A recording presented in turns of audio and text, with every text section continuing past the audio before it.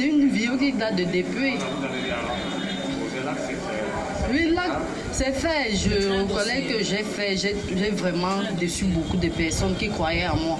Je sais que je reconnais mes erreurs. Personne n'est parfait. Donc, je demande vraiment pardon à la nation. Sincèrement, pardon. Et je ne vais plus jamais recommencer ce genre de choses. Et à mes soeurs, à qui que ce soit, vraiment, j'ai compris que les réseaux sociaux, ce n'est pas un truc vraiment que tu vas te confier. Voilà les gars, la dame qui a été accusée par tout le monde d'avoir pissé dans le coquet vendeur s'est exprimée face à la presse. Voilà, c'est ça que moi j'attendais depuis les gars. Les gars, vous savez, les propos que les gens ont tenus vis-à-vis de la dame si sur les réseaux sociaux sont des propos mensongers, à 100% mensongers les gars. Parce qu'il n'y a que la dame si, la dame de Lecoq là, qui ne peut que nous dire la vérité. D'où vient cette vidéo? Pourquoi est-ce qu'elle a posé cet acte? Pourquoi? Le reste là non. Tout ce qu'on a entendu dans les réseaux sociaux là, ce sont que les ont dit. Écoutez alors ce que la dame a dit lorsqu'elle s'expliquait face à la presse. La dame dit ceci.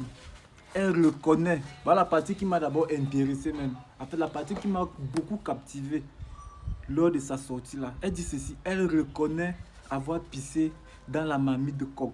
Mais que les gens arrêtent de dire que c'est une nourriture qu'elle est partie pour vendre. Au concret, la nourriture dans laquelle elle a pissé là, c'est une nourriture qui devait être consommée par son mari. Vous voyez? Alors elle a posé cet acte pourquoi?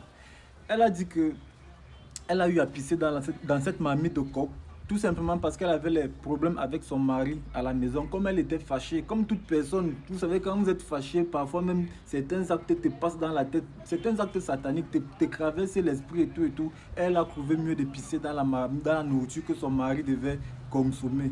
Après, elle a demandé pardon et tout.